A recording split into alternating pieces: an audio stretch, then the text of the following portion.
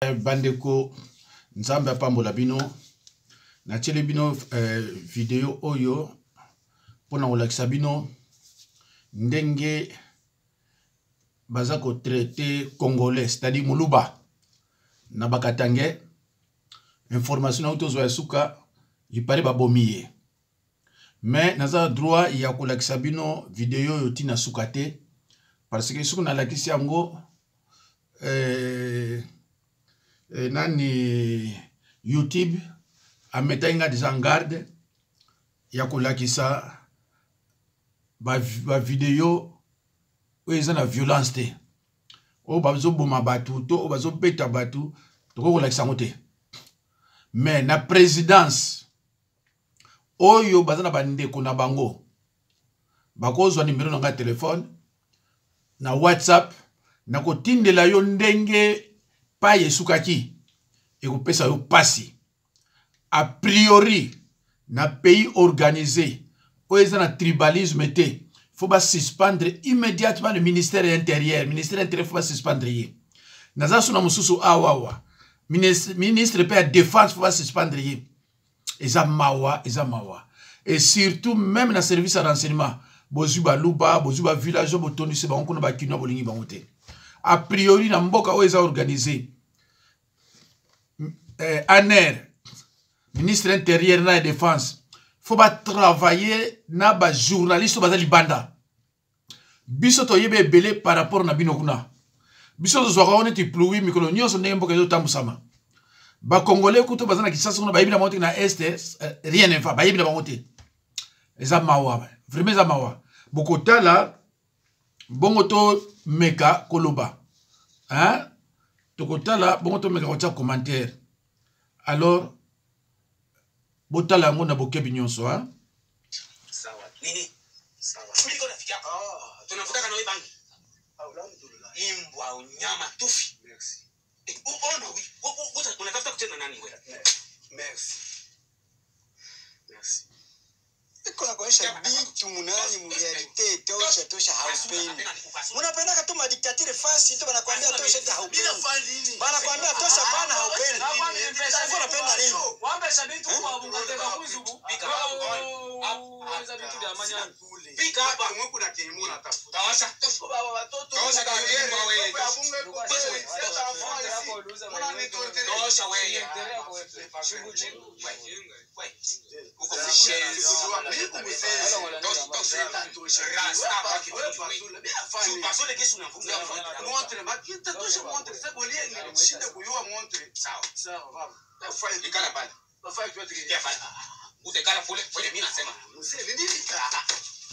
bandeko na longoli yango parce que du coup la violence est baninde ngwana na yebiti kama ndambo na soki déjà YouTube osepela te donc na longoli parce que tout le monde na violence mais bandeko oyo bozala bandeko na bino va conseiller na ministère intérieur na ministère de défense na présidence na pesi numéro nanga 06 51 03 92 89 0033 6 51 03 92 89 boko mona ndenge ba maltraiter ye ti groupe wana bazana kasho moko na sema bele hein wana bazana sema bele bo mona groupe moko ya batu baye wana ba ligote ye abandi ko ganga Seigneur sauve-moi mais malheureusement moyen na tiango nyoso zate soki batu ba lingi yango pe ba comme ça on a présidence bazu numéro nanga na tino na WhatsApp otindi yango kuna a priori biloko aboye faut que suspendre mbala moko soit ministre intérieur na ministre de défense mais tangu yo zuba camarade na yo otie bango voilà musala yo zalandengo tangu yo zuba camarade o bazo banga na bango yote musala ekozala ndenge boy donc o wana bomoni ba télémission na kati de bulu wana aza muluba le reste wana moni wana bakatange donc baluba na bakatange bazaba na tata moko mama moko. Alors, nakocha mususu oyo ezosala na kati ya capitale na Kinshasa. Alors, bazo banga na bango loko mokote totala oyo ezosalama na kati ya Kinshasa botala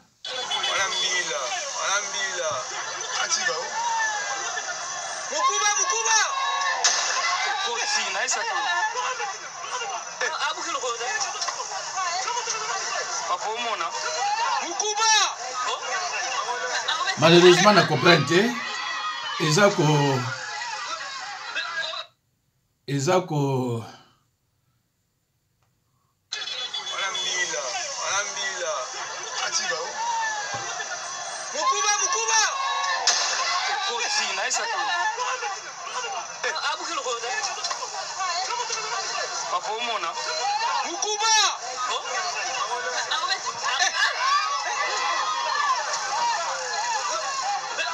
nayebi te ntango naotiango namoni ezosala te ifale bomona ndenge soda wana abeti masasi na kati ya Kinshasa na Moi kuta Gombe kuna abeti pena masasi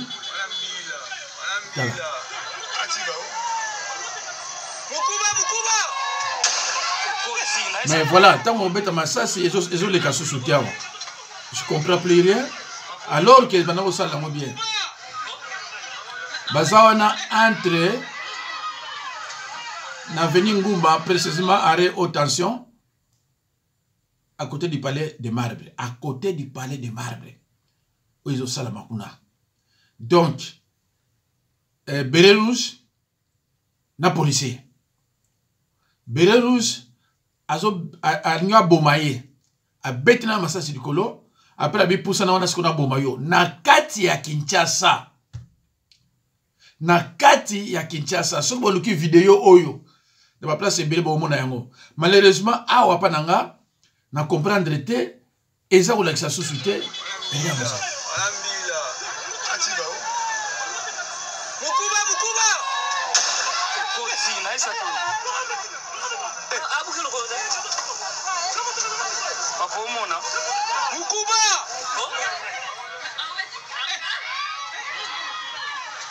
voilà bon ben na ngolo yango alors donc ils ont là qui sa incompétence ya ministre de la défense na intérieur donc soda azobanga ministre de la défense te azobanga NPT chef d'état-major to kepe côté ya Katanga azobanga ne gouverneur te donc azobanga batu te ko boma duko comme na RDC te loko pamba na moni suki wakacha suki ya Canada suki wapi azoko ganga lubime Félix bazo boma baluba zo réagir te na mona sumona mwasi wazo la député on azo ganga yango Félix azo réagir kaka te baluba baza ko boma bango c'est vrai so bolobi ke biso nga baluba te mais ko boma mutu c'est interdit ko boma mutu bible zo permettre monter nzambe zo permettre likamute mutu yati na mukiliyo o bomaye alors bandiko elezelo ko kamwa baluba mais baza ko boma bino bolobi boza na Congo oui toza na Congo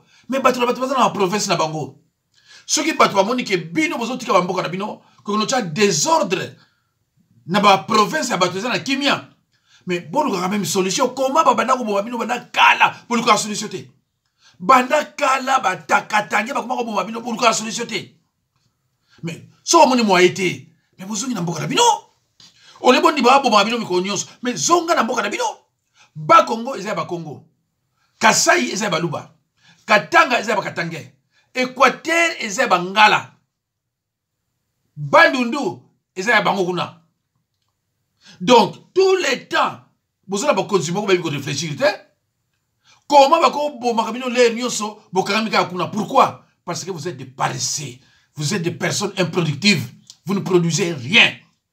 Vous êtes luka ko lia na mboka ya bato bato wala pe ko amoni ba ba courager ba débrouiller pour na ko lia bino bozo pa na ko lia ofele balingi bino te tala ni ba osala bino boye ba ko sala mu Congo te ba osala bino mu Congo ba ko sala été parce que mu Congo za peuple mo courager chez lui alia ka bien akina mboka boye ko na bakatanga ko lukani bino bakatange ba luba tango bozo ke na mboka bato ndenge bakatange bazoloba bozo ke ndenge ko cha désordre.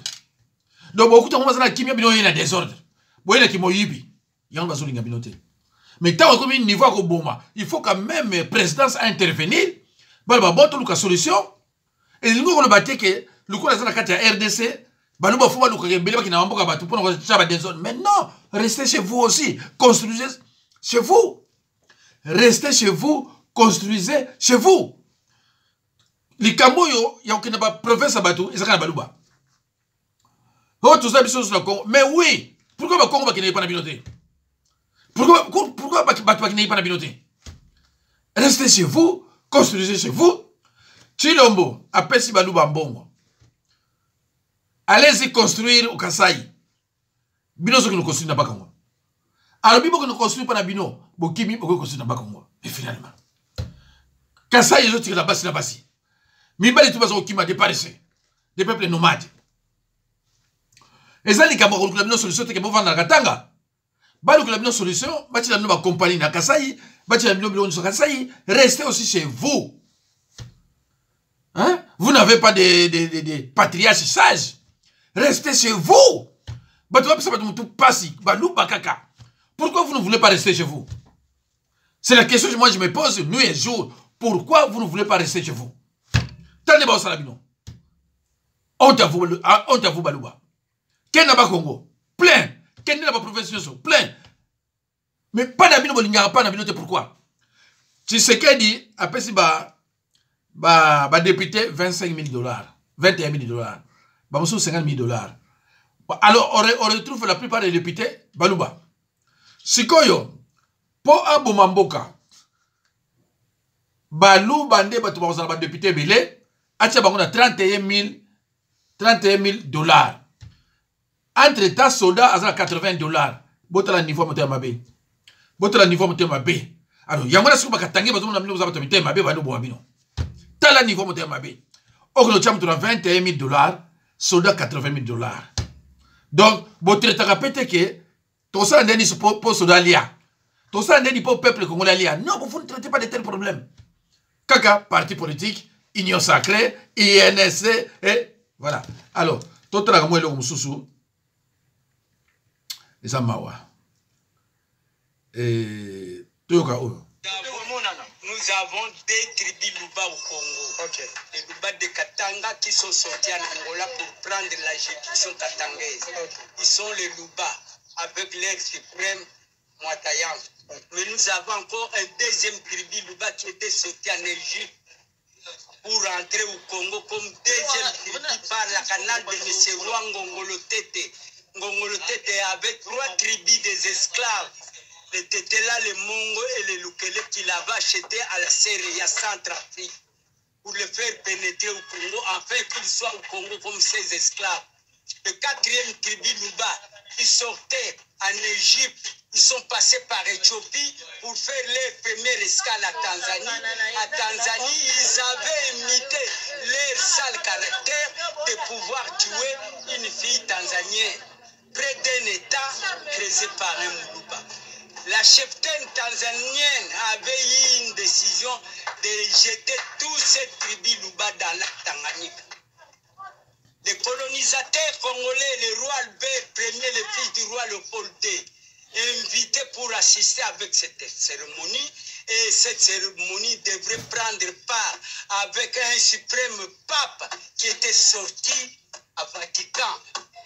Pays, Italie, capitale Rome, pour célébrer une messe de mort autour de lac Tanganyika, afin que le Luba soit jeté. Et Ngongolo-Tete, accompagné du roi Albert Ier, le fils du roi Léopold II, il a eu pitié avec cette tribu pour qu'il s'exigeait de pouvoir trier les jeunes filles et les jeunes garçons courageux, afin qu'ils soient sauvés pour être au Kasaï, ensemble avec les Tétéla, les Mongo et les Luba.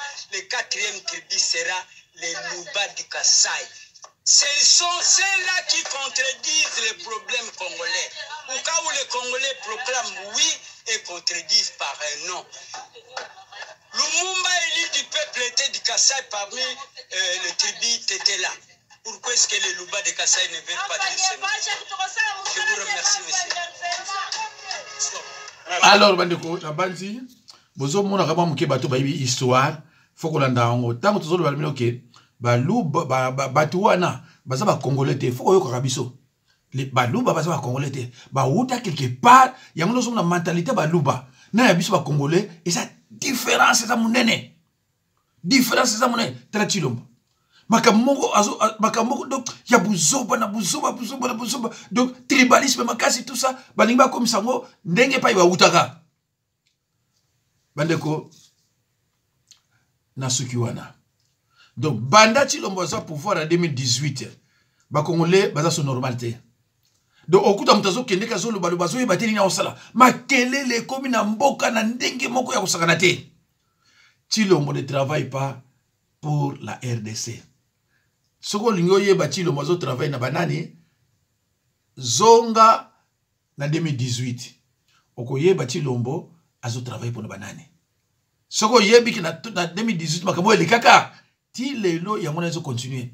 Tant Tshilombo bazo ba question ki lisasi moko Kagame boye nyonso wana eza pona ko kangabino miso pona ko salbino eloko moko ya kosala ezate aza na sous contrat oyo ye basalaka ba alliance na batu na ye azo travailler pona bango donc même yo ye pour pese conseil akoyoka ya yo te ye akoyoka ya yo mbote mingi na mbuta sita sonizeno mbote mingi na bandeko Bakongo surtout. Merci. Bon, na oyo bazo boma wana. Na zui kam ndeko mwa muluba mutazo expliquer ngai. Alobi oyo atelemi wana sengle na ye, suki chemise ya pembe o bazo ko menacer azande muluba. Bazo poser ba question azo bakinga na sale le côté. Na sale le côté, na zui pe le côté. Mais ba memieti na se wana. Azoko wangana balubite suka na mbo mona na vidéo ba kangi e ba boko azo ganga ba lali se na belé Seigneur sauve-moi. Et il y a quelqu'un qui m'a téléphoné pour me dire que il semblerait que ba bomaki. Alors ils mawa. Bande ko se mawa. Banda tata moko suki banda koko moko ça ne va pas. En tout cas na yebite su ba luba ba ko zo mayele ya ko tika mboka ya batu ou bien quoi je ne sais pas. C'est vrai Congolais ko tamona partout.